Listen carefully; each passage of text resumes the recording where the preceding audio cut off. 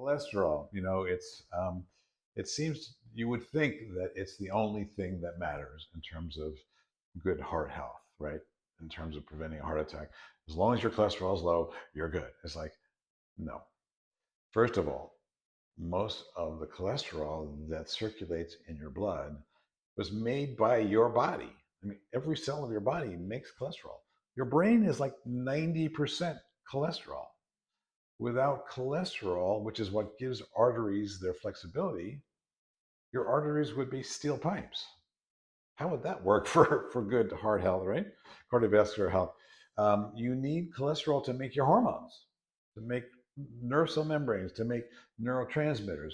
Um, it's just essential for life. You can't live without cholesterol, which is why your body makes it. Now, why is it a problem?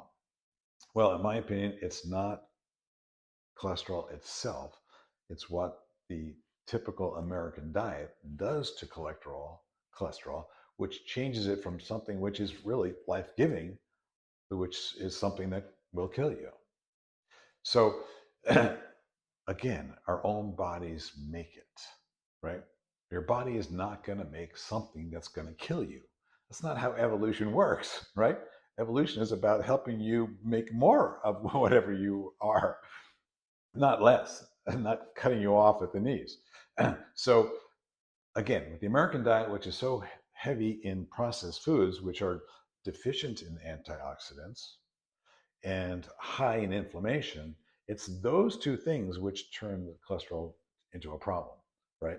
So, by rather than taking a pill, or which is going to lower your cholesterol, but not address the inflammation, not address the lack of antioxidants, you're not really fixing the problem, and you're creating more problems because now you can't, you're decreasing your body's ability to do what it knows how to do, which is to keep those arteries flexible, to keep your brain functioning, to keep your hormone levels up. So you're not really fixing the problem. The beauty of a dietary approach, is by eating whole foods, particularly plant-based foods, you get lots of antioxidants. It's the oxidized LDL cholesterol, which is, considered to be the problem. But if it's not oxidized, it doesn't really matter in terms of plaque formation. So if you're getting enough antioxidants, it won't be oxidized. In terms of inflammation, just as many people have heart attacks with, quote, normal cholesterol as people with high cholesterol. Why is that? Well, generally it's because, again, either the antioxidants or the fact that they have a lot of inflammation in their body. So if you eat, again, a whole food plant-based diet, you're eating an anti-inflammatory diet.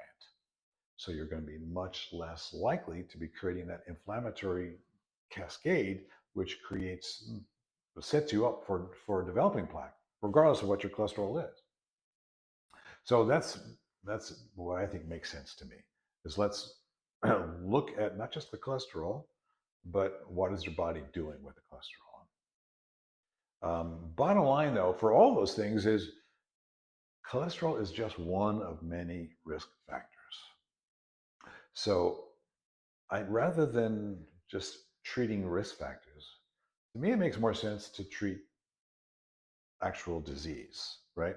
So that's why I love to do that Heart Smart test, which is, a simple office-based test, which it's an indirect measure, but it's basically what we do is we do an ultrasound of the carotid arteries to see if there's plaque formation there.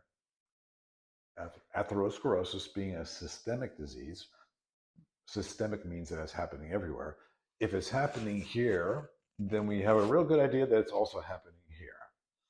But if it's not happening here, we have a pretty good idea that it's also not happening here. And that's what I care about. I don't care what your cholesterol is if you don't have plaque. Now, if you do have plaque, okay, then we need to focus in on what we can do to reduce the burden.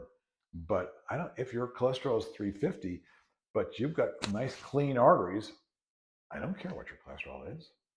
I just care that your arteries are clean, right?